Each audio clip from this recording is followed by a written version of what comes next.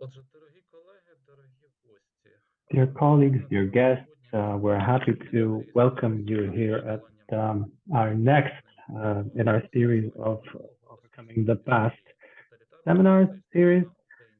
This is dedicated to rethinking, reconsidering the legacy of totalitarian violence of the Nazi and the Soviet regime in the Second World War, with focus on the history of the Holocaust. I would like to remind our listeners that we're supported by a Canadian NGO, Ukrainian Jewish Encounter, for which we are grateful to the foundation.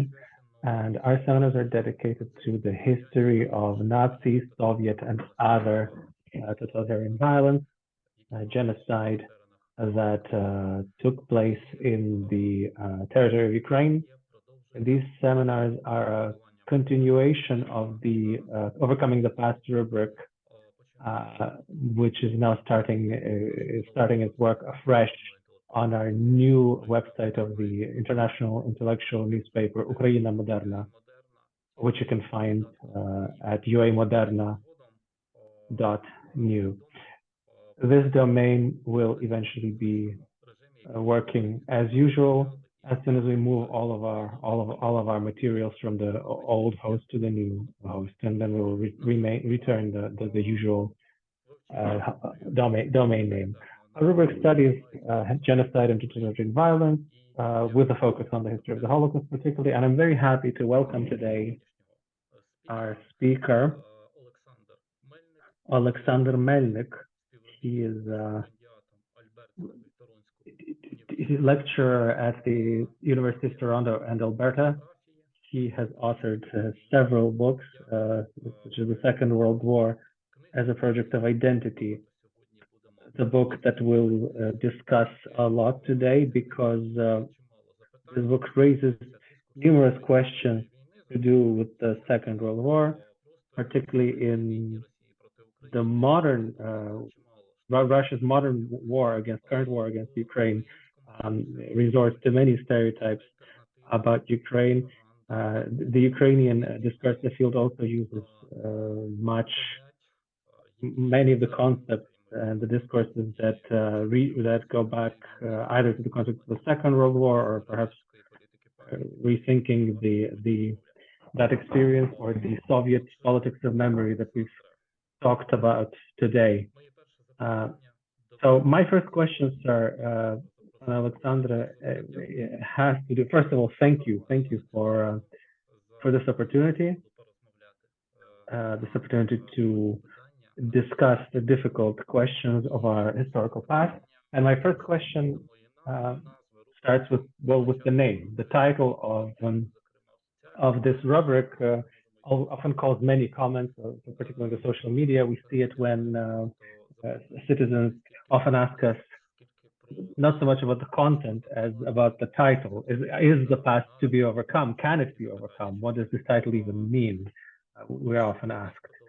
What does overcoming the past mean to you? What meaning does this have in today's world? Does it even have any meaning?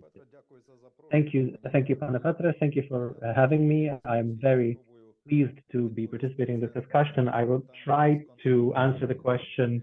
I will start with a statement, stating several things. Historians are not isolated from the broader context. As an example, we could look at this very term, overcoming the past. Of course, it reaches back to the German discussions of the 60s and the 1980s. And they were dealing with National Socialism and about political and moral responsibility of the German society for the crimes of the Nazi regime. And at a certain point, it seems to me that the academic milieu in the West had some expectations that the Ukrainian society has to go through a certain path of overcoming its past through a critical assessment of the experience of Nazi occupation and collaboration in the Holocaust. Now, adjacent to this were discussions on ideology and practices of the organized Ukrainian nationalism in the 1930s and 40s, particularly in the context of the Ukrainian-Polish conflict. However, on the other hand, the influence of the Eastern European discourses has started to include also the questions of the crimes of communist regime into this overcoming the past, both in the USSR and in other Eastern European states.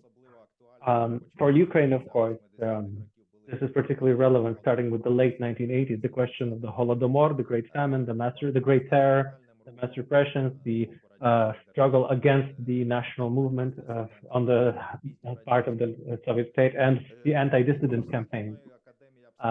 Within the context of Western academia, I would say that that the famous work Bloodlands by Timothy Snyder became a turning point. It came out in 2011. It was at this point that this discourse of the crimes of communist regimes, of Stalinism, was integrated into the Western concepts of overcoming the past.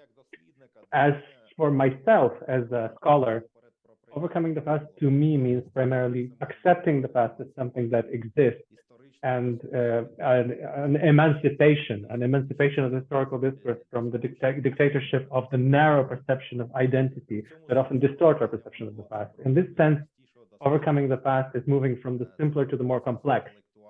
It's about a process of emotional and intellectual growth, whether in a particular scholar or in a run-of-the-mill reader or listener. Ideally, this process never ends, much like the process of rethinking the past under geopolitical or internal political or social and cultural factors never stop affecting our perception of our lives. On the other hand, there is also inertia of our perception of historical events. Every society is quite complex.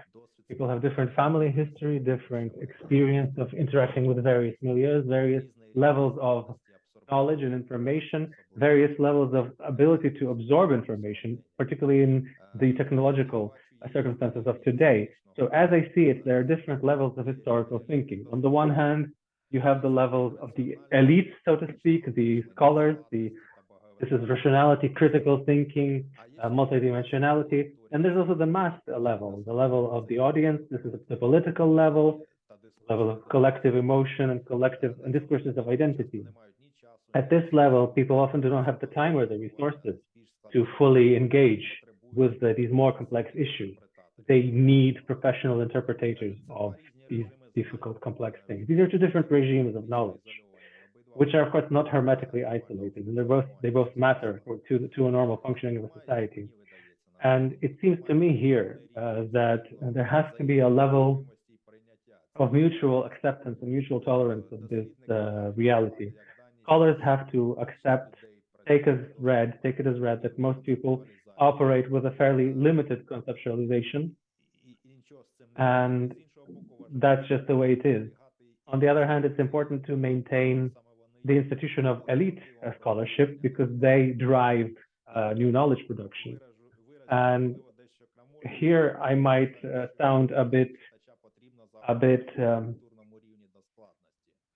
overdone, but I think the reader at the moment should be encouraged towards, should be tended towards complexity. Because right now, it seems to me that professional historians are facing the demand to write in a way that's understood. And this is understood, this attempt to democratize knowledge. But on the other hand, sometimes, it's just the fact. It's just a matter of fact that people don't understand certain things, not because the historian is a bad writer, but because they lack certain knowledge or they have certain gaps in their understanding. On the other hand, this democratization also gradually leads to a degradation of the institutions of historical knowledge themselves, because when the subject of historical research is determined by political processes in the context of a particular society, this will have consequences, pretty serious consequences.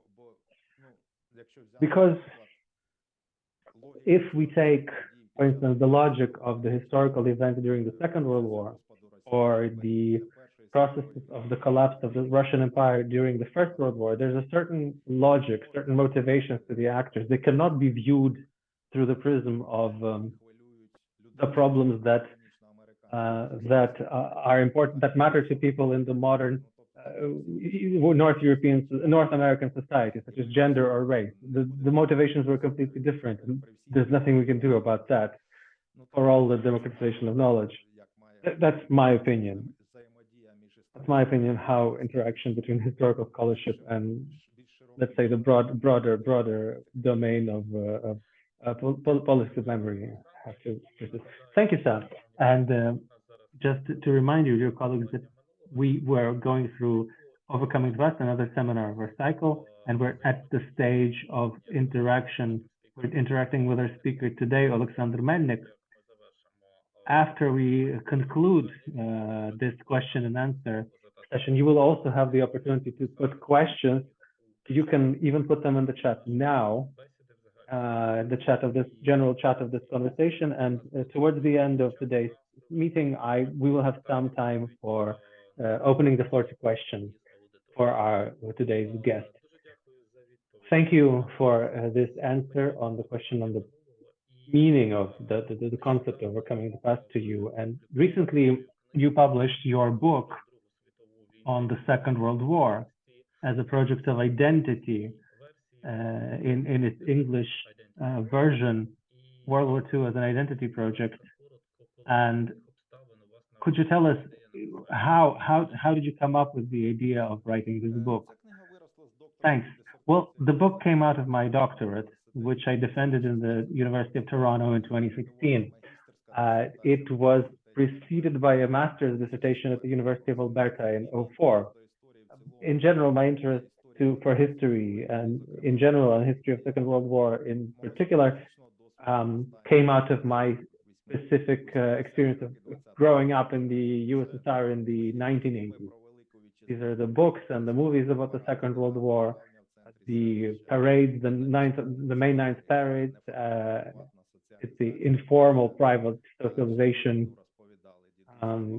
where you have grandparents who still talked about the war. I still have an episode in my memory where on a regular day, ordinary day, my grandfather took me to the monument, to the memorial of the residents of our village, the people who died in what we then called the Great Patriotic War. And he pointed out the name of his cousins and his uncles, whom of course I had never met. I was perhaps 6 at the time. I remember my friend's grandfather, who had also gone through the entire war, was a decorated veteran and often came to school and to speak to the school kids. When we were at school, we cleaned up the military cemetery and participated in commemorative rituals, such as when pioneers would be lined up along the various graves of the soldiers of the Red Army, and they would speak out their names. That was a practice that we had. Our school bore the name of Petro, the hero of the Soviet Union. He had headed a tank brigade, and he had died at the Nikopol platform, not far from my locality. The Soviet memory of the Second World War was quite an important part of the cultural landscape in which I grew up. And so the book, World War II as an Identity Project, can be a reference to my own experience at some point. Thank you very much. And of course, your experience, part of your experience is finishing this book in conditions of another war, another European war that started in February 24th. As you write in the preface, you were under occupation while you were finishing the body of the work. How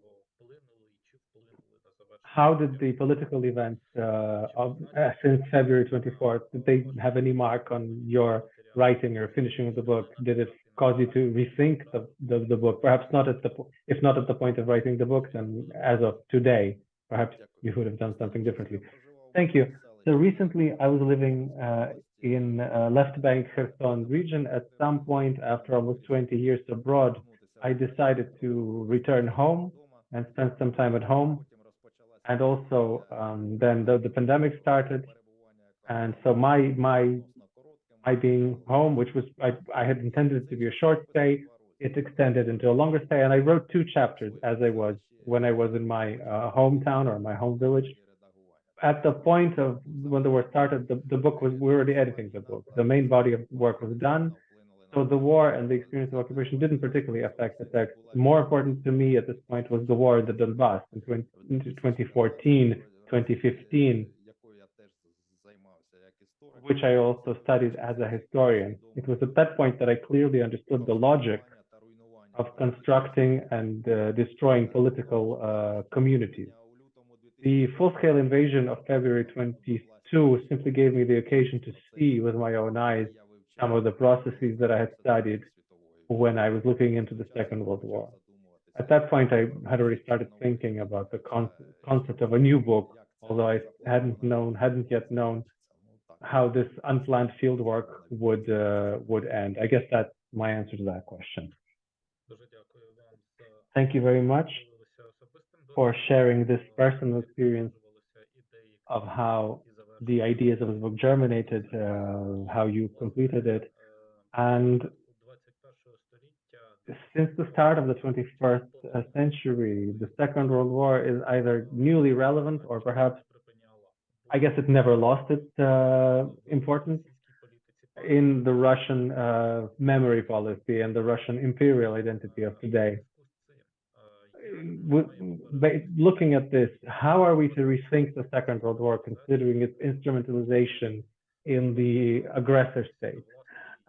Ought we to go into our own policy of counter-propaganda, or should we look into a more scholarly and reflective approach, unlike the neighboring state?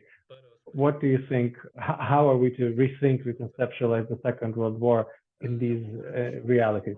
Well, I agree that Russia is continuing to cultivate and instrumentalize the memory of the Second World War, but I would say that the present-day Russian discourse is quite different from the late Soviet one. By the way, this latter one was not static either. In my book, I discussed the transformation of the Soviet historical culture during the thaw, the Khrushchev thaw. Commemorations of the war started during the war in the context of ideological campaigns for mobilizing the society, the community and the society to mobilize the population to fight against the invader. At this point, it was the focus of it was the cult of Stalin and military leaders such as Zhukov or Rokossovsky, war heroes, members of the partisan movement. Essentially, the entire Stalinist historical culture can be described as a culture of heroic masculinity. It's a culture somewhat characteristic. People sometimes in the West, people talk about patriarchality, patriarchy. But what is patriarchy? I think it is this legacy. During a time of war, people of a particular character and a particular way, kind of work, they reach power in certain societies, and they structure those societies in a particular way. And Soviet culture was formed in this context. You had the First World War, then there was a revolution, the Civil War, collectivization. Essentially, it's a culture of violence. And the basic attributes of Stalinist culture, political culture, was militarism, very strict hierarchies, the rule of force. What happens during the thaw, and this happens mostly with the participation of ordinary participants of the war, the so-called lieutenant prose, right? Nekrasov, Bondarev. They wrote from the perspective of a participant of the war, and the focus of the culture. And these people also affected, cinema and the broader commemoration culture and domain. And this shifted the focus of historical culture. There was more focus on empathy, on run-of-the-mill soldiers, rank-and-file soldiers, to people in occupied territories, and the victims of the political repression in the 1930s. And the pacifism, rather than militarism, became the main argument of Soviet culture in the age of Khrushchev, and it retains its influence later. And this culture, I would say, became one of the key factors as to why the Soviet Union collapsed relatively peacefully. Of course, there were some conflicts in the Caucasus, but in general, the state collapsed. It's not very often. It's not too often you see a state of this size fall apart without great wars. In the times of Putin, we see the pendulum swing back to the values of a war society, and this wasn't done in the context of war. This was done still in the peaceful period. And this peaceful slogan of the post-Soviet era, "No one is forgotten," has switched to we can repeat it.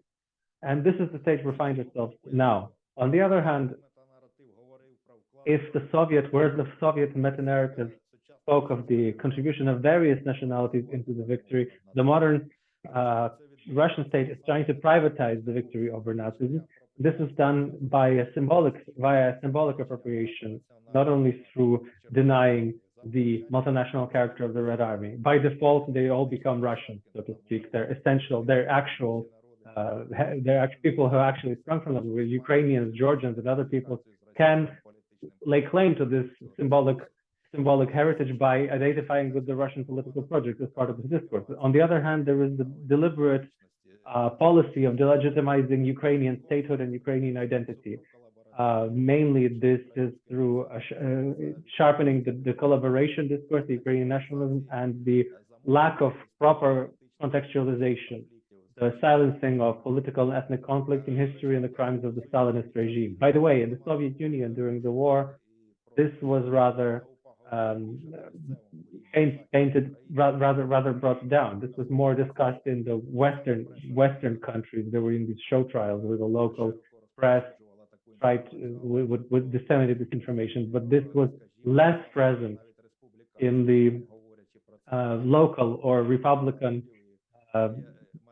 media, or much less in central one, where it was all friendship of the peoples. I was struck when I was doing my research. There was a novel by Emanuel Kavakevich, the Soviet writer.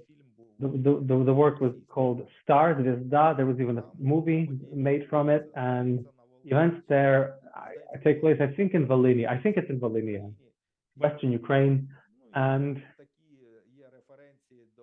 there are these references to UPA, but they call them neither Ukrainian nor nationals. They just call them bandits, right? Bandits, with no reference to their ethnicity. So they tried to avoid this problematique. And it's interesting that the NKVD of the Ukrainian NKVD was gathering information for a show trial over several leaders of OUN and UPA, such as Oleksandr Lutsky, but they asked for permission of the NKVD from the USSR, but they never got this permission. There was ultimately the decision was not passed. So there was this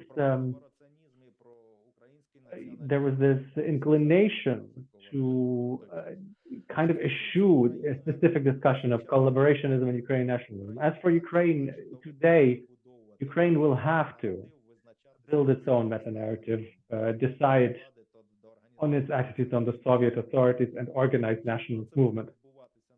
Of course, this will take place at various levels. It's much easier to do at the level of the scholarly discourse.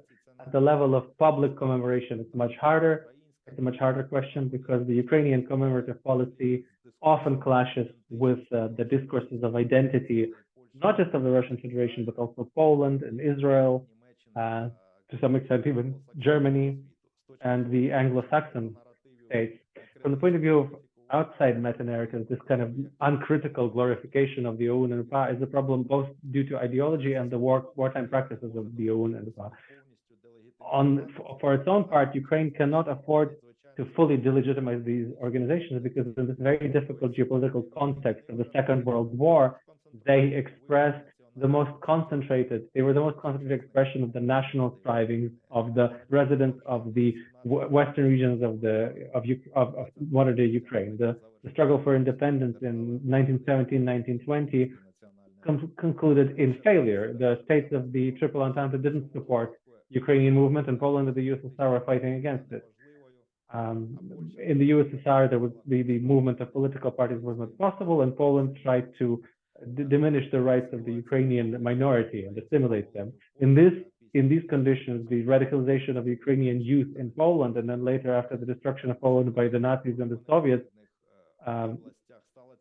in the recently incorporated Western regions, became a quite logical conclusion to the situation that arose. It was logical from the point of view. This orientation of Ukrainian nationalists towards Germany made sense.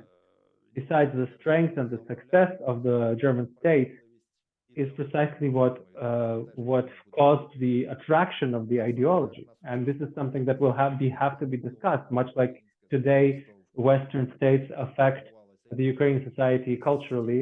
It also happened that then, with the difference that today everybody understands what the Nazi regime was. So the question of condemning OUN is a multidimensional one. It's not unproblematic. And so this kind of uncompromising delegitimization of OUN and UPA will affect symbolically Ukrainian identity. And I'm not sure that it's possible in the context of today's war, when the struggle of the Ukrainian nationalists against the Soviet state is perceived as a symbol of fighting Russian imperialism in the present-day context. So we'll have to condemn some things and explain other things, and I'm sure the process will be quite complicated. In the same way, the Soviet heritage cannot be reduced merely to mass repression, because the state that arose in 1991 was essentially a product of Soviet nation building. And by undermining the Soviet projects for Ukraine, we undermine the present-day Ukraine and its borders. I don't think Ukraine has another way than moving towards more complexity. This is a serious challenge, not even so much for historians as for people working with symbols and a mass audience. Thank you for this profound and encompassing, capacious answer on the history and the actors, the public actors, and how they present history, and the role of historians. A bit more about them. The role of historians in the West in conditions of today's Russian aggression. How do the historians of Western societies represent these societies? They probably represent them differently, but back in the summer of 2019, Andriy Zayarnyuk published his article, Historians as Accomplices, and he thinks about the collaboration of historians in unfolding a campaign of disinformation against Ukraine. The current day look at Ukraine and the Western academia also sees some prejudice. Because most attention in those studies are focused on the history of Russia. Do you see this as a problem? And what do you think historians should do in the present-day situation of Russia's war against Ukraine? So honestly, I think that this problem was relevant maybe 20, 25 years ago. But when I started my academic education in the West, this was 2002, when I showed up at the University of Alberta, there was already a more complex discourse on the national factor. For instance, this very influential work by Terry Martin came out just as I was starting my master's studies. This was in 2001. It was essentially about the nationality policy of the Soviet state in the 1920s and 1930s. And later in 2003, Timothy Snyder's work came out on reconstruction of nations in the periphery of empires. And then a few years later, another book by Snyder really affected the broader discourse of the Second World War in Eastern Europe. So it's this sort of anti-colonial message that is well represented in Western historiography. It is also true that some Russian scholars continue to orient themselves on the Russian Federation. That's where their academic interests lie and where their milieu is. We have to understand that their basic motivation is not necessarily some particular Ukrainophobia. It's more ordinary careerism and disinclination to sacrifice their comfort. Some have the story of cooperating with Russian institutions, but I know for sure that at the start of the full-scale invasion in February 22, a group of Western academics stopped their cooperation with the Higher School of Economics, which is financed by the Russian government, as far as I understand. But still some work there. to this day, in spite of everything that's going on. So this is also telling. As far as the processes of decolonization, the historical scholarship are concerned, these discussions are unfolding. I actually am going to speak today with two colleagues who are very interested in these processes. These women are very interested in these processes, and they want to hold a discussion at the next discussion of the Association of East European Studies. It'll be interesting to me. I'll be very interested to hear their experience of talking to people on these problems in academia. As far as these processes are concerned, I think that historians are not even the key players in this process. I think that it's much more important, you know, the developments in the fight matter more. If Russia doesn't manage to win the war, their soft power will decrease, and vice versa. If the Russian Federation had succeeded in destroying the Ukrainian statehood, there would have been an epistemic regime that would have been extremely unwelcoming to the Ukrainian meta-narrative in Western academia. In today's conditions, I think historians have to look to their professional work and how to respond to current events is a decision that everyone has to make for themselves. It is, after all, not everyone that's working in political history, and not everyone has to go into academic studies and discussions on today's war. Still, it would be nice for me to see people to be motivated not only by career considerations. There has to be some political and moral accountability, and this isn't just about what people write, but also about how they act in a particular context. As an example, with the scholars who stayed and who are still working in Russia with Russian institutions while having tenure in the West. So this isn't even some economic need. It's just this ideologic choice. This seems to me as a problem. This seems like a problematic decision to me.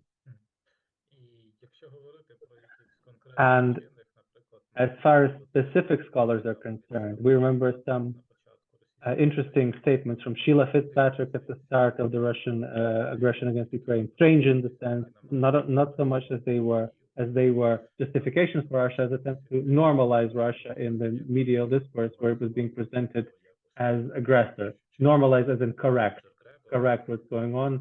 Or we can recall Roger Gregor, how these Russian academic school, how Russianist academic school positioning these events now? Do you know what tendencies do you note? So I don't think that in the situation that arose, it makes a lot of sense to look at the attitudes to war through the prism of belonging to particular networks of scholars or methodological orientation. For instance, I don't know, in the past 15, 20 years, there were these famous groups of revisionists or the modernity theorists. These groups are not uniform.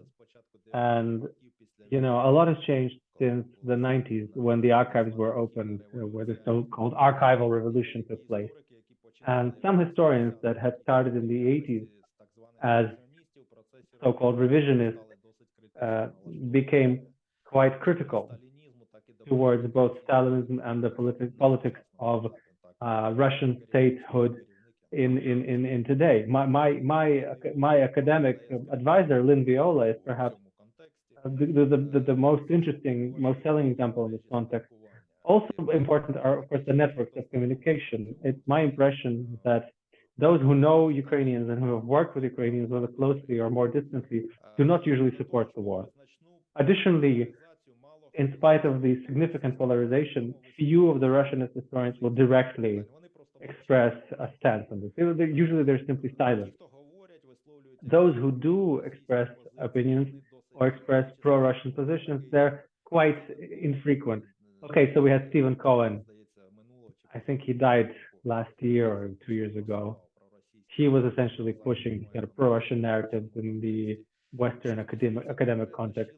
As far as specifically Sheila Fitzpatrick, you know, I would say her star started to rise in the 70s in the context of détente. Can you hear me? Hello? Так, все добре чути. Yes, we can hear you very well. Yes, so I'll go on. So Sheila Fitzpatrick,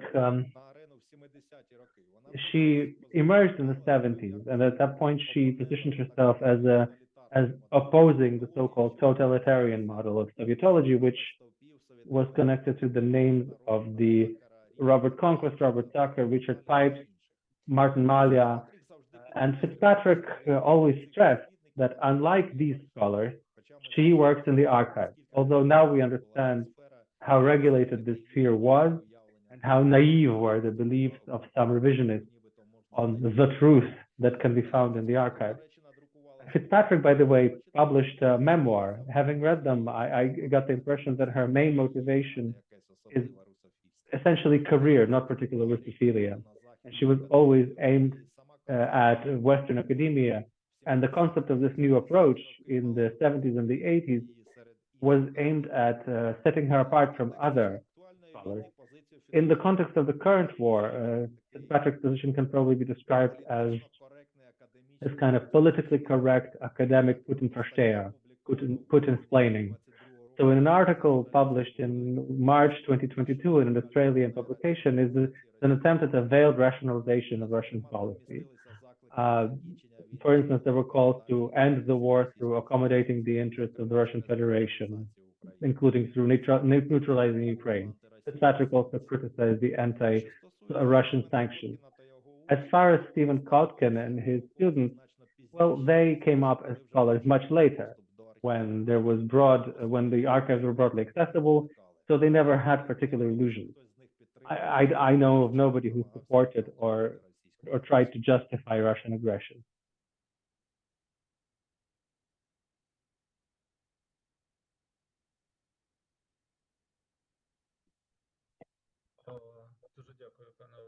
Thank you very much. Can you hear me? Yes, yes. I think we've had some problems with connection. Perhaps this has to do with power cut. Can you hear me? Yes, yes, I can hear you very well. Yes, thank you for this very profound comment on the situation that arose in the West. And coming back to your book, The Second World War as a Project of Identity, the Identity Project, your book starts with a letter from Oleksandr Dolhanov written in June 1943.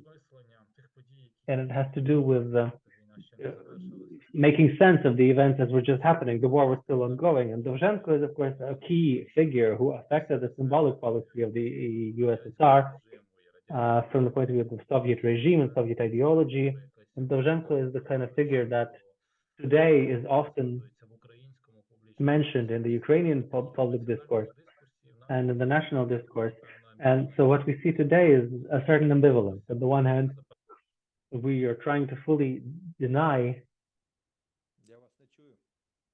I think you dropped out.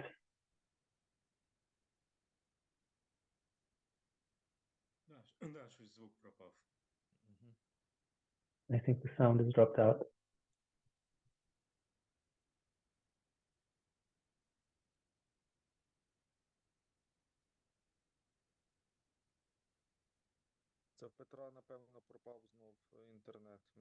I'm guessing Petro has lost his connection. I think he's going to re-log in through a different.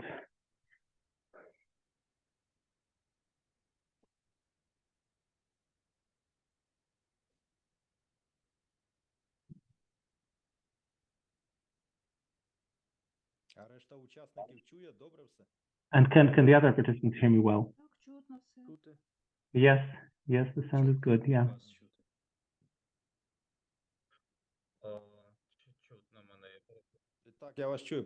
Can you hear me? Yes, yes, sir.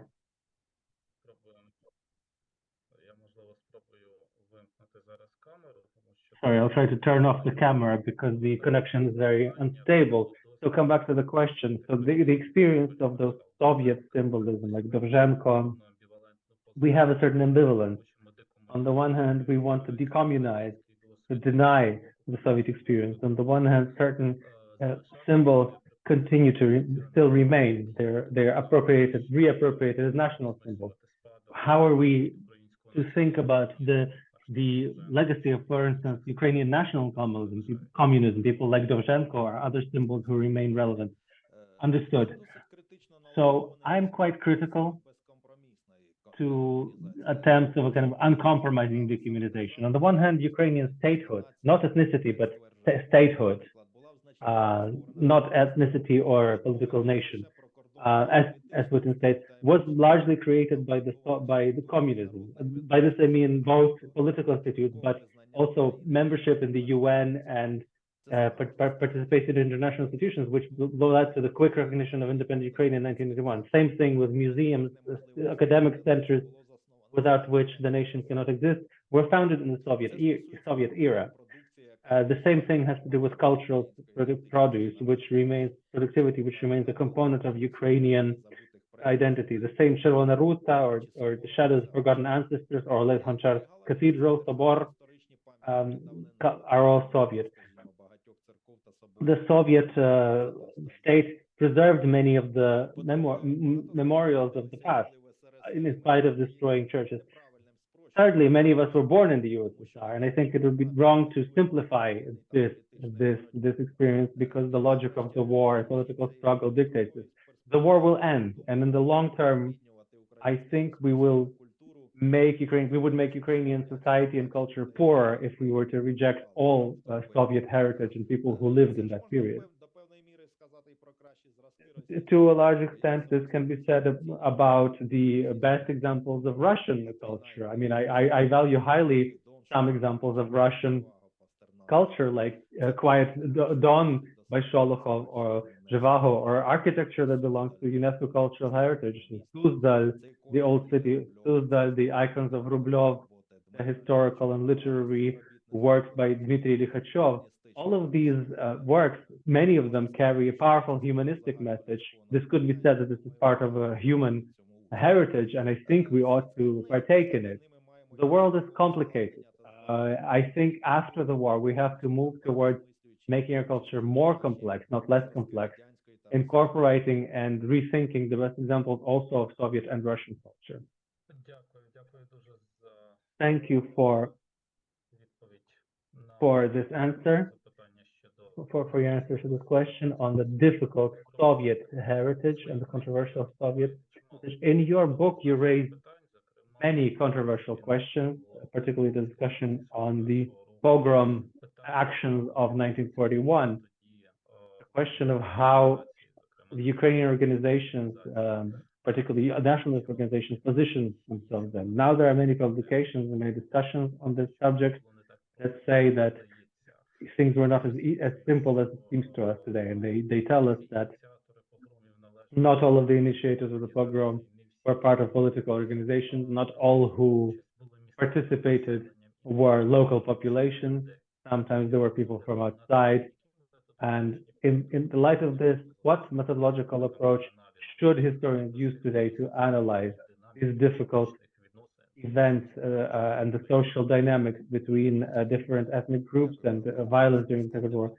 Well, thank you, Pana Petro. I think this is a very complex question. I'll try to first give a broader answer and then come back to the specific question of methodology.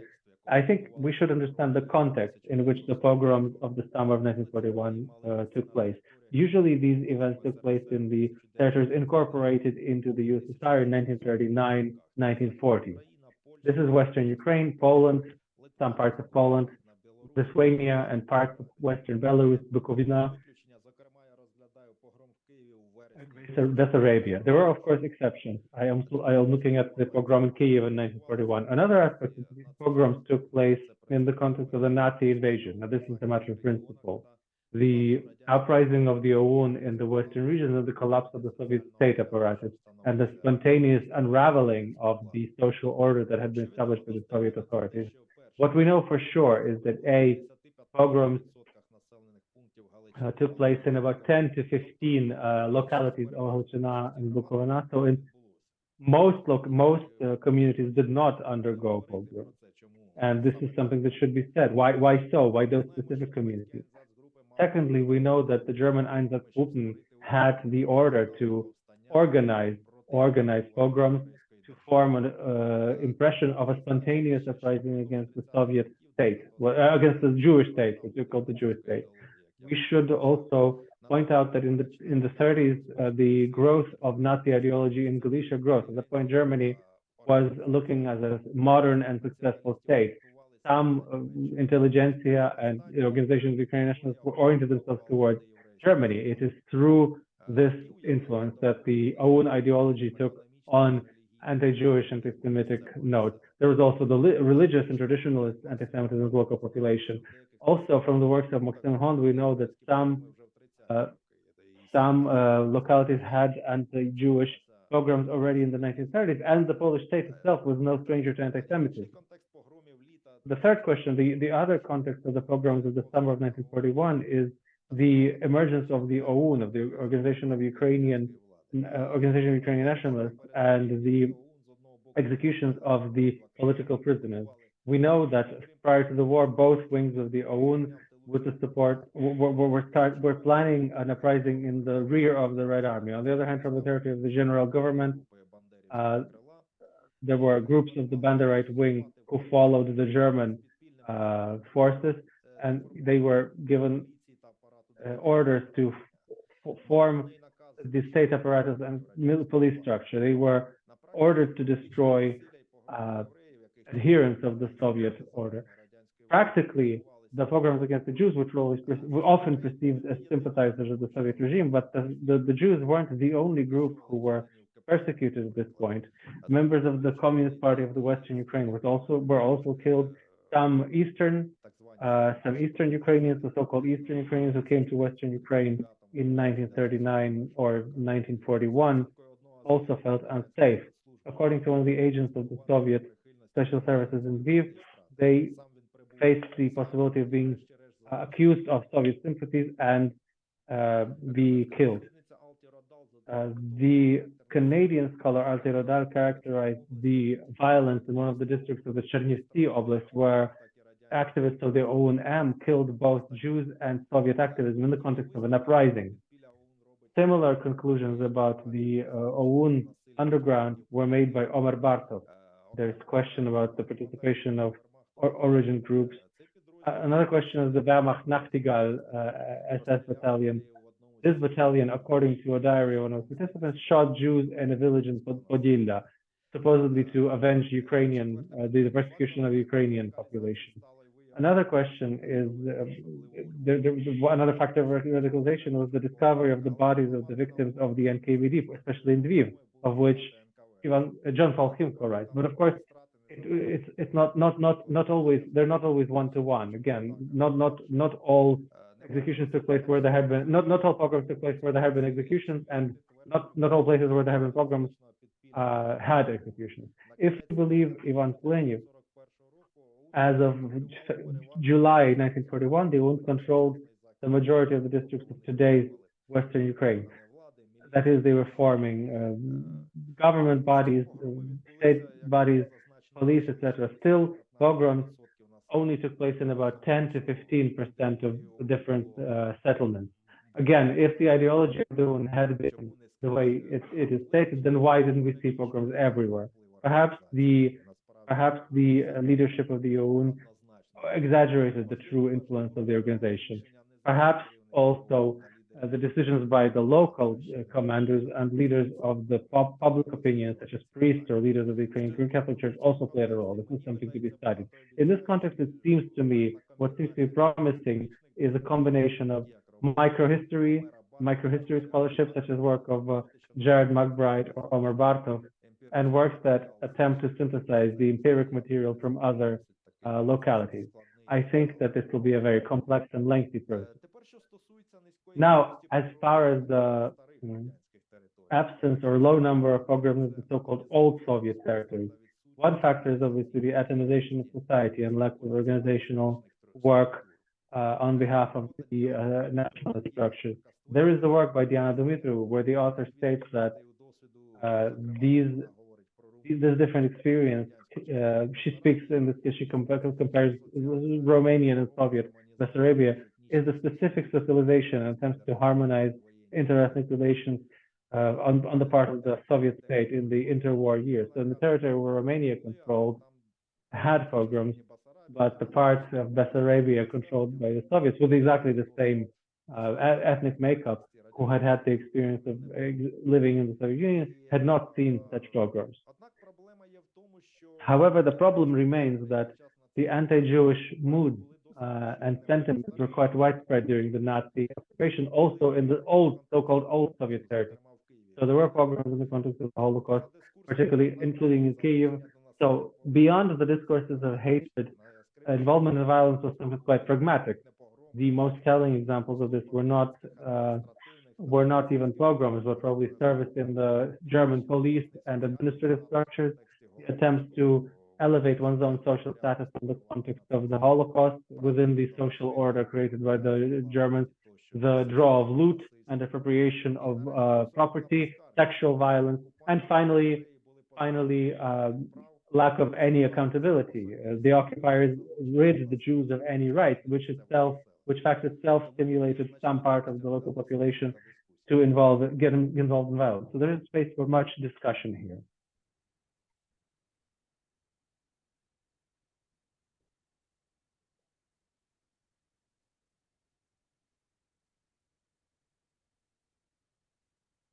Hello?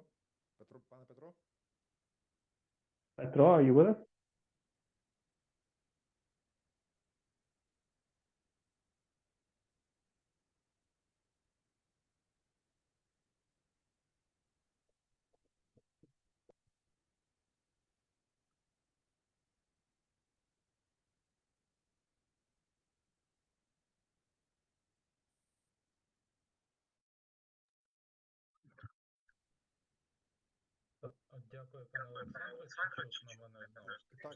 Thank you. Can you hear me? Yes, I can hear you. Just checking.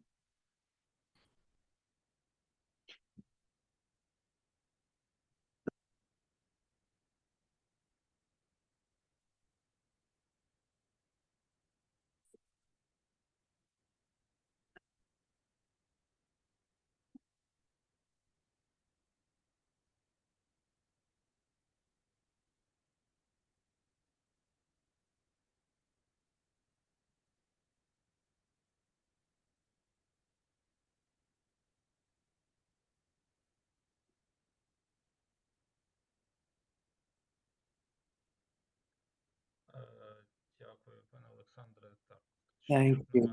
Oleksandr, can you hear me now? Yes, I can hear you.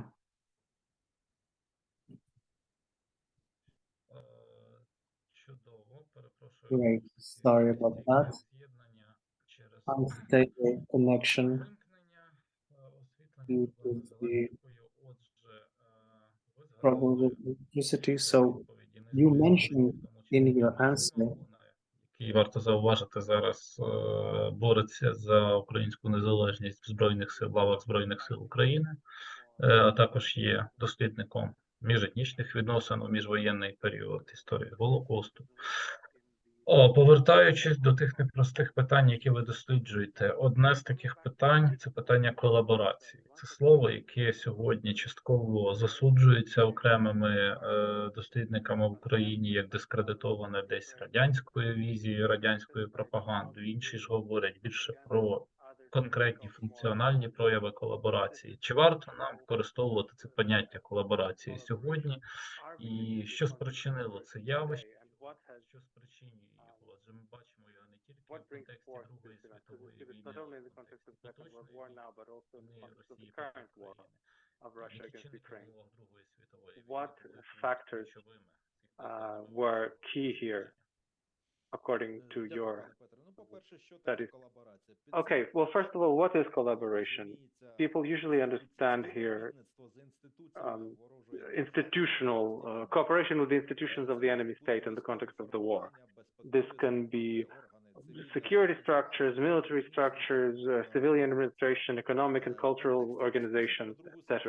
In the context of discussions on the Second World War in Eastern Europe, the term becomes controversial precisely because of the questioned legitimacy, contested legitimacy of the state that Nazi Germany was fighting against. For instance, it was the Russian emigres that collaborated with the Germans who weren't even formally citizens of the USSR. As for the territories that were incorporated into USSR, well, they had only become Soviet citizens often against their will. Many of the residents of the so-called old territories also didn't recognize the legitimacy of the Soviet power. This is as far as looking for the room from behind, from below is concerned. At the same time, I would like to say that collaboration is a function of power, and it's often materialized because the state, that is, the occupying state, needs it. Where there is an effective government, there will always be collaboration. Of course, if part of the population does not perceive the state as legitimate, the circle of potential collaborators grows. With this statement, the term collaboration seems to me absolutely appropriate, and I use it as a purely functional thing without necessarily superimposing some sort of ethical or moral connotations. Of course, although of course they're unavoidable, they arise unavoidably in the process of engaging with a particular set of problems. So who collaborated with the structures of the Third World War in the context of the Second World War? Well, first of all, we're talking about those who did this strategically, These are the organizations of the Russian emigres, of the Ukrainian and the Baltic nationalists, the organizations of the so-called smaller peoples of the so-called the former Russian Empire and the USSR. What is meant in the case of the OUN-B and OUN-M? Well, this is a strategic decision to join the German attack on the Soviet Union in the hope that a Ukrainian statehood integrated into the Nazi geopolitical order, so-called New Europe, would be the reward. At the same time, with the participation in combat, OUN members created structures of future states, such as police, civilian administrations, that in future would cooperate with the structures of the Third Reich, in spite of the refusal of the Nazi leadership to form a Ukrainian state. And this is what differentiated the OUN collaborators with the collaborators who had previously been involved in the Soviet state apparatus. Of course, among those, there were also former communist, Soviet police, and even officers of the NKVD. But in these instances, always this decision to collaborate with the Nazis was a specific decision by a specific person. So it wasn't about a strategic decision of some organization. And the factor of military losses was very important. So I'd like to repeat that collaboration proceeds, first of all, from power, not from the motivation of particular individuals. Whoever has the power is who will be collaborated with. In 1941, in the context of the losses of the Red Army and the occupation of a significant chunk of territory, some part of people started adapting to the new reality. This included some former Soviet loyalists. It was particularly easy for the Germans to recruit collaborators in POW camps, where the alternative was death of hunger, exposure, and epidemics.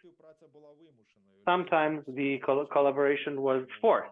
People would be press-ganged into armed formations. Now, when the tide of the war turned, many of the former Schutzmann, policemen, and sometimes Ukrainian nationalists from the Bulba-Borovets formation started switching to the side of the Soviet partisans. So again, this is the question of power, of authority. And I guess the Soviet leadership encouraged these processes at a certain point in the war to destabilize the occupation regime. Also, forces on the ground matter, not just the strategic context. I'll just give you an example from the current war. At the start of the Russian invasion, my village, which is in the northern part of the Kherson, left bank Kherson region, was occupied. But unlike Kherson and the larger towns to the south of the Kakhovka-Melitopol highway, there was no Russian military in the village. You would get small detachments coming in maybe once or twice a week, rather imitating the presence of strength, without trying to affect the life of the community. At this point, in February until June, a local administration functioned here under Ukrainian flag. There were pro-Ukrainian meetings, rallies, and there was hardly any flight of Ukrainian population. Almost everyone stayed. There were pro-Russian people, but they didn't show much initiative, probably because they didn't feel particularly safe. I know they were threatened at this time, for sure.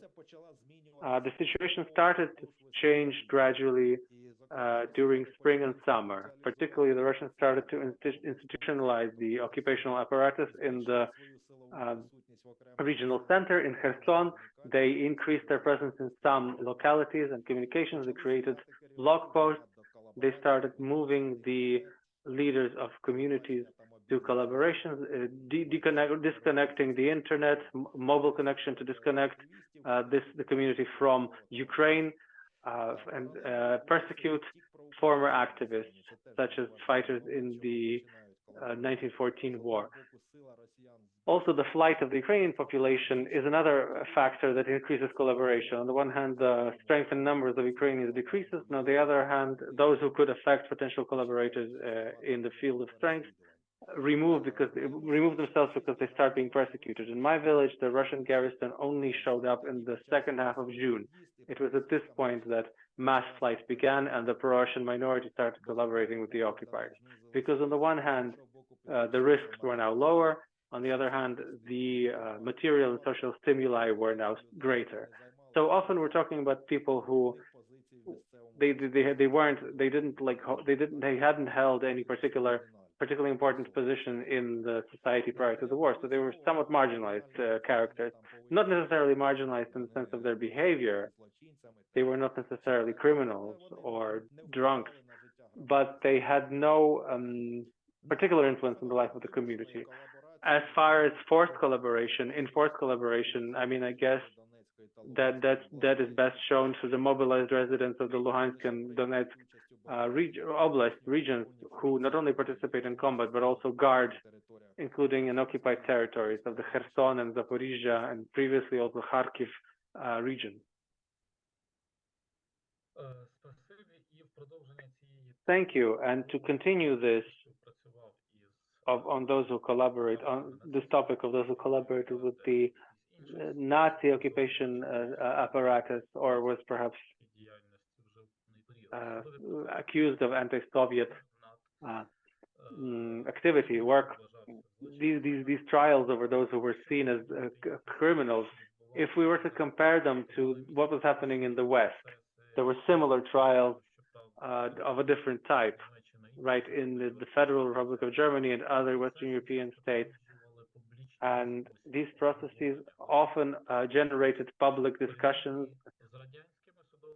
In comparison with the Soviet trials, it is often said that those processes were not the judgments were not as harsh. Far fewer people were punished. At the same time, in the Soviet Union, the judgments were harsh, but was there public discussion? How was it different compared to the discussions that was happening in Germany, the Federal Republic of Germany? And how were those trials in the Soviet Union different after the Second World War compared to the repression of the 1930s? Right, thank you.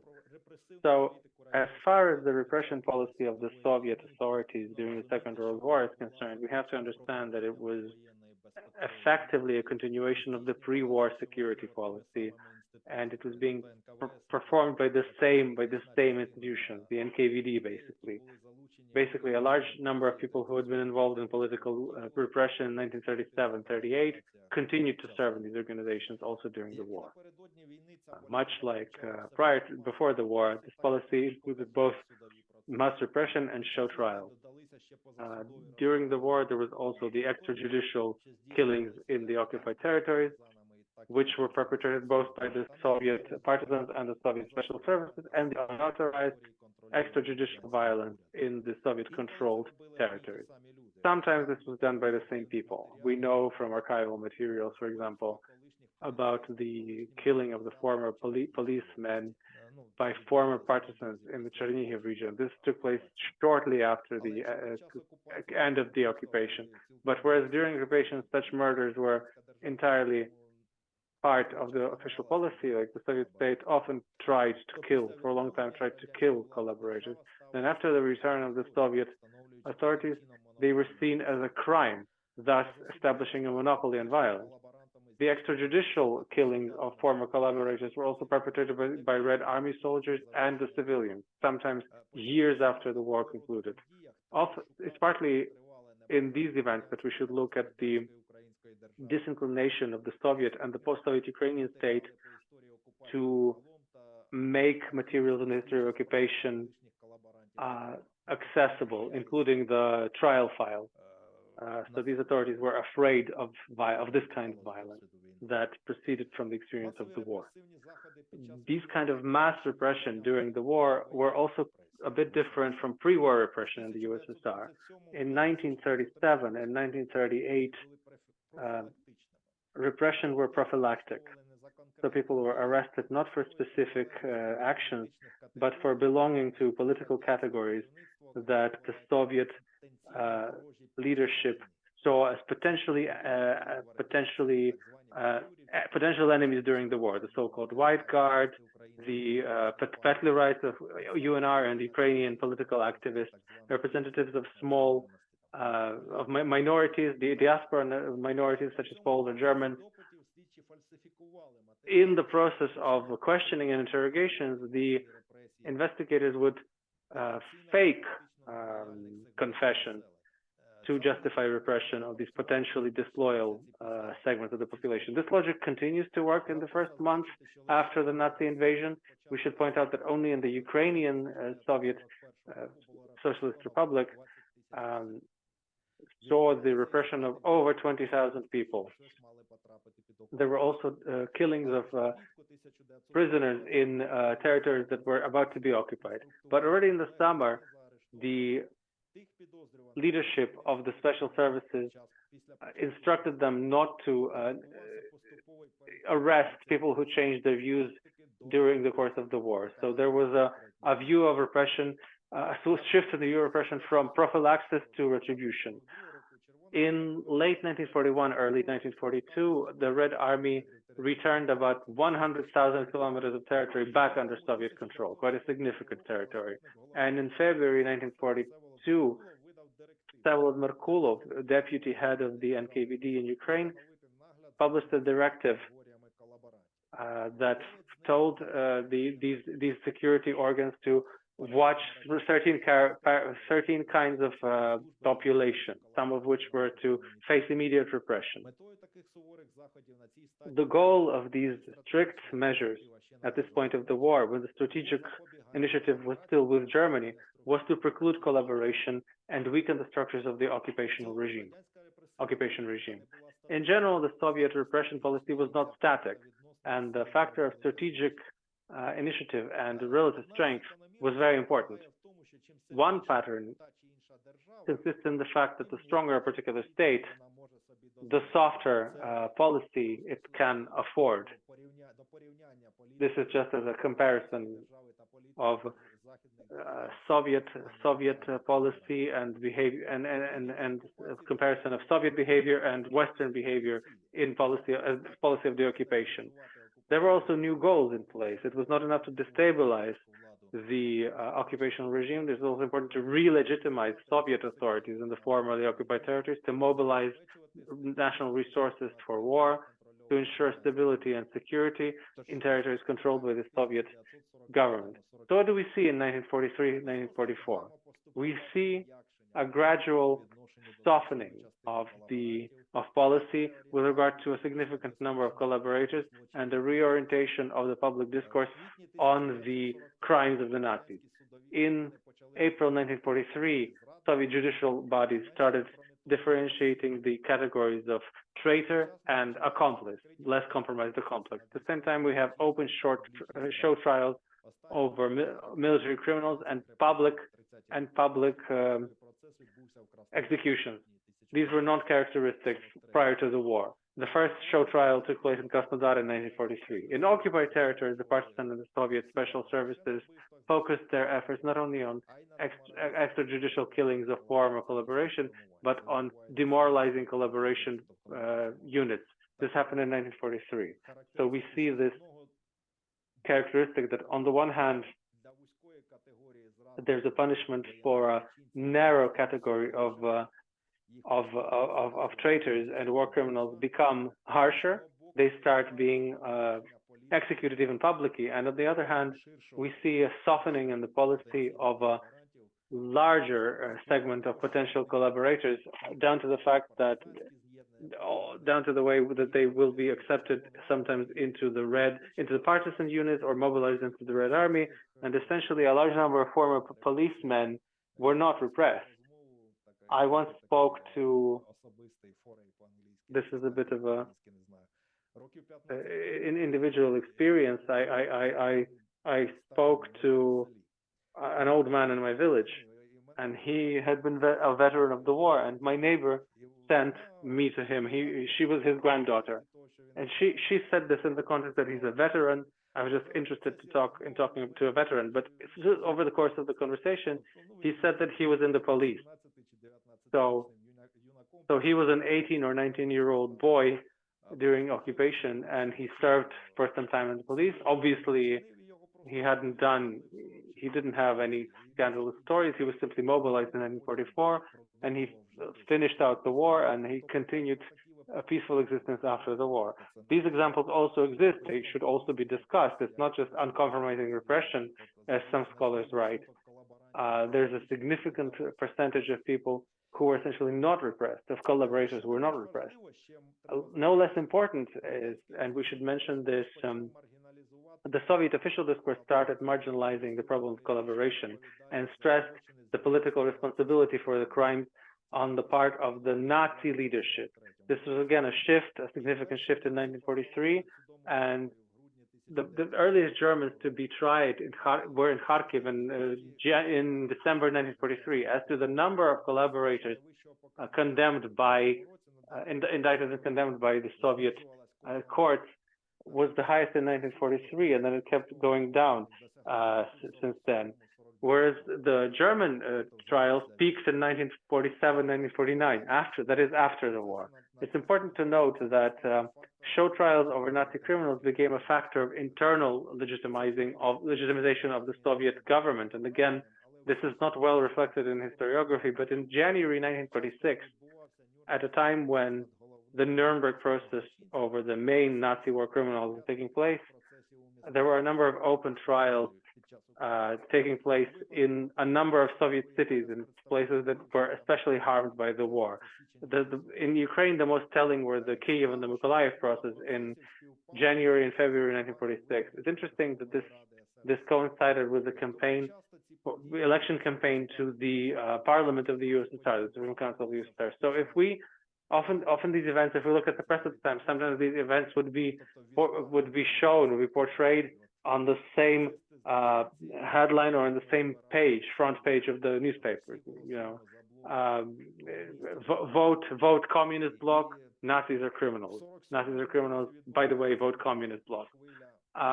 47 sees a new wave of processes shortly after the parliamentary election of the Soviet republics. So the election legitimizes, and immediately the Nazi processes show why the trials of Nazis show why the Soviet authorities is the only proper one in this context. Thank you very much for this extensive comment on this context of a post-war trials. We're wrapping up our format of the interview, and we're going to open it to the audience. Particularly, we see some questions in the chat. I haven't noticed. Could you read them, because I can't? Sure. I'm going to read them, but due to my problems with my connection, I can't see. Not everything that was in the chat was reflected. So I have saved the questions. I can't see them right now. I don't see the author, but what historical meta-narratives ought Ukraine disseminate in the media sector right now? That's the first question. And another question from Ms. Irina Sklokina. Pan Oleksandr, how appropriate is it to use the references of the memory of the Second World War in the context of the current war of Russia against Ukraine? in both in the scholarly sense, but above all in the sense of the public culture of memory in Ukraine and internationally? These are the two questions. Well, these are very difficult questions. I honestly, I don't know how to answer the first question. It's probably a question more you know, a question of political technology than you know, history. I don't know. I think this is something for specialists in political communication to talk about what narratives to disseminate in the context of the war. I think we should talk about the experience of the people. The experience of the war in Ukraine is quite diverse. There's the experience of the soldiers and the contact line, the experience of the contact line cities who are constantly shelled, the lived experience of being occupied, the IDP experience, internally displaced persons who've lost their residences, their houses, their homes, this essential destruction. I think it's undervalued, this factor, but essentially in the context of the war in eastern Ukraine or in occupied territories, one of its consequences, even sometimes a main consequence, is not the fact that many people die, although, yes, we're looking at tens of thousands of people who died, but essentially we see whole communities who have stopped existing. When we talk about Mariupol, when we talk about smaller towns in the Donbass, or even Kharkiv, or in occupied territories, I mean, in my village, probably half the population has left that village, mostly young people. It's mostly the older people who have stayed behind. And at the same time, the Russian authorities there, I mean, on the one hand, I understand they're paying pensions, so they create some sort of social, but on the other hand, they're destroying this social infrastructure. Essentially, the hospital has stopped functioning because it's being used as a military hospital, war hospital. So many things that make the existence of these communities quite problematic. So people lose this social cohesion, this connection. So yes, they can stay in touch over the internet, but it's this, I think this is one of those most significant crimes of the Russian authorities that is aimed not even particular individuals, but at communities, collectives that they destroy. This is an element of genocide, from a formal logical standpoint, I think. Thank you for that comment. And we have another question from Mariana Sarapi. Have you read Timothy Snyder's On Tyranny? And does it seem to you that those 20 lessons that he describes, that we can use them not only to Russia, but also to our state? Yeah, I've heard about this book, but I unfortunately have not read it, so I can't offer a comment. As for the question on Miss Irina's question on the use of memory, it seems to me, yes, I mean, Russia instrumentalizes the question one way or another. It uses this question on the one hand as kind of the consolidating myth in its internal politics, also in the context of mobilizing its population for this war right now. And this is, I see a parallel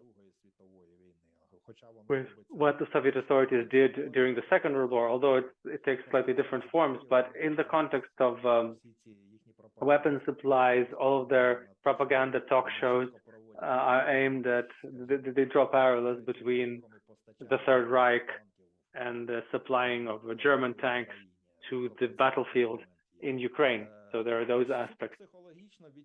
From a purely psychological standpoint, the feeling is, I think, traditionally there was this cultivated myth of belonging to something great through family stories, through official discourse. Russian society was elevated in its own eyes. There was a feeling of unity that I think psychologically is very comfortable. It's much more comfortable to live in conditions of social harmony than internal conflict.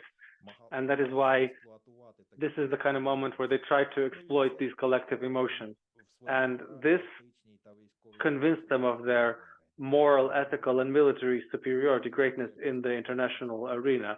When you can't build some technologically competitive products or socially competitive product model, then you refer to the experience, to the accomplishments of the forefathers, forebears that are supposed to be recognized morally and ethically by the whole world. So on the one hand, this discourse is aimed internally. On the other hand, it was aimed, it was directed to the outside. The general overall Soviet commemorative space helped maintain Russian influence in the former republics of the USSR. Often this was done through the instrumentation of the Soviet symbols, right? We can recall these arguments around the possible reburial of the well-known Russian intelligence officer Mykola Kuznetsov, who was buried in Lviv, right? I think in the Hill of Glory, and they were constantly raised over many years. And now I can't recall the specific details of these arguments, but they were taking place also in the Russian Federation itself. Some Russian functionaries insisted to bring back Kuznetsov's remains to the motherland. I think he was born in Sverdlovsk. Others said that this must not be done because Kuznetsov's grave in Lviv is a symbol of unity between two people. So this is in this category of cultural influence. And it was in this way that this rhetoric was formed in the Soviet Union. When we read the press, wartime and post-war press, the Soviet Ukrainian press, they were engaged with the questions of the ethnicity of the soldiers of the Red Army that were buried in Western Ukraine, for example. And they often said, you know, the fact that many soldiers were Russians, they often said that, well, the Russian people contributed to the liberation of the Ukrainian people from occupiers. So this wasn't even in the categories of this wasn't seen in the context of Russian occupation as Ukrainian nationalists did back then, but in the category of this kind of concordia, friendship, international friendship, and in a sense, international harmony.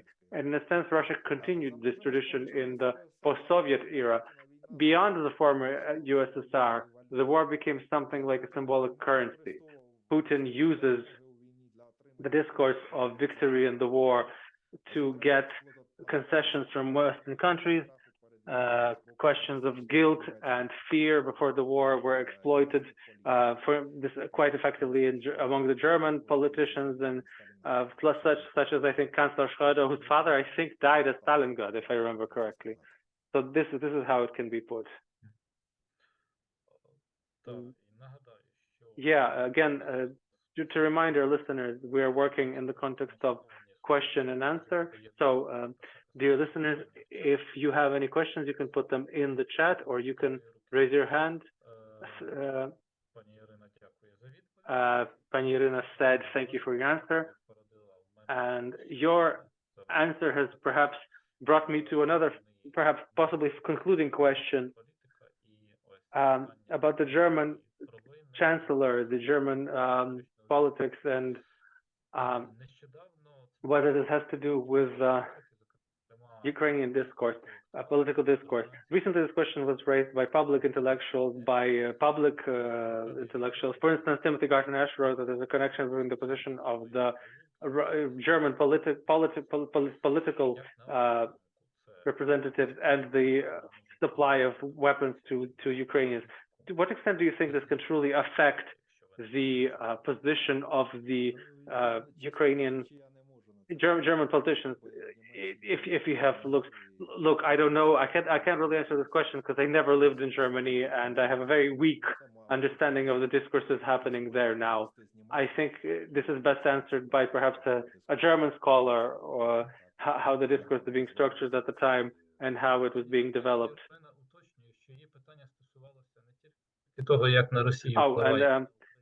Pani Irina stresses that her question was not just about Russia, but also about Ukraine, the use of World War II rhetoric also in Ukraine, and to what extent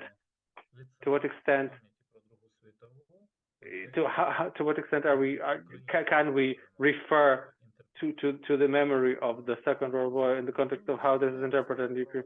So I don't know how legitimate this is. I mean, the fact that it's happening to this extent or that, like I see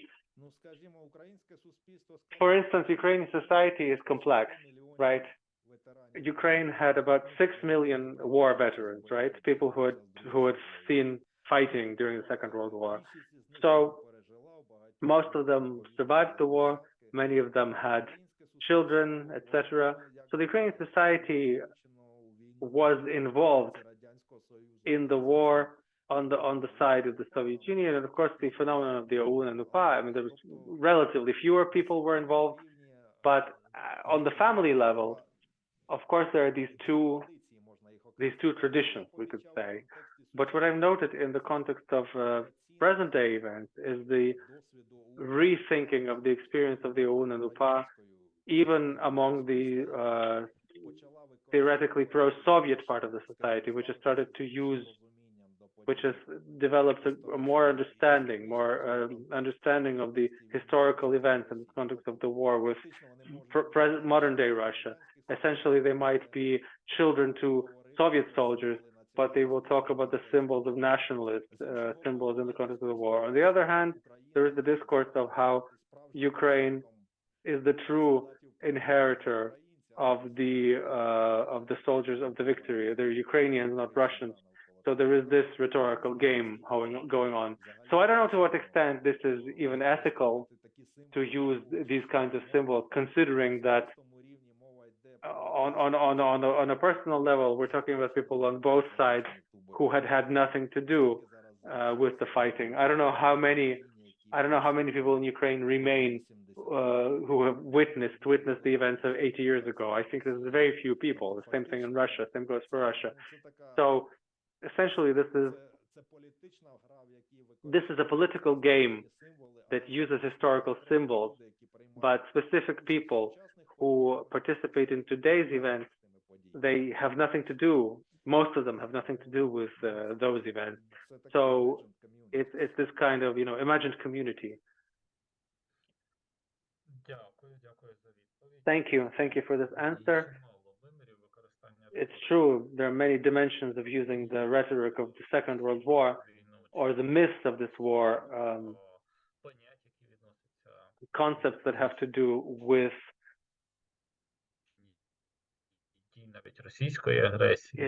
concepts that describe even the Russian aggression, including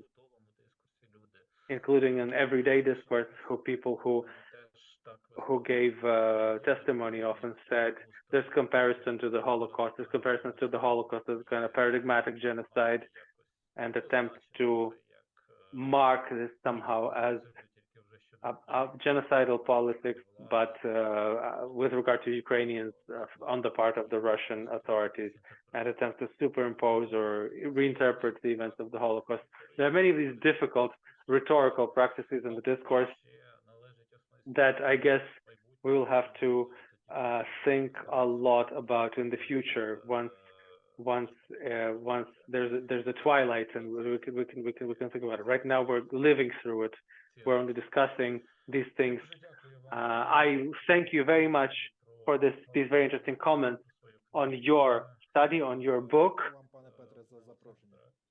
Thank you for having me. Yes, and the Second World War really does hold an important role in the interpretation of present-day events, and I guess our ideas of the Second World War are changing in the context of the present war.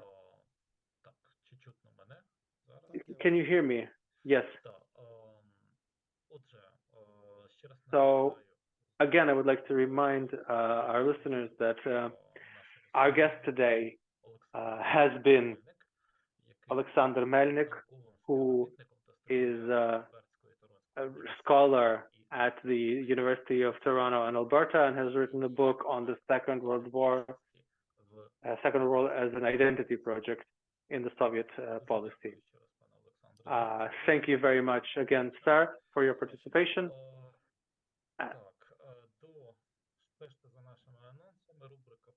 Please watch our announcements. Our rubric continues functioning, if not as a seminar, then at least as a text on our renewed, new updated website. There will be new materials on our website. I would like to thank everyone who participated. And thank you, listeners, too, I До guess. побачення. До побачення. All the best.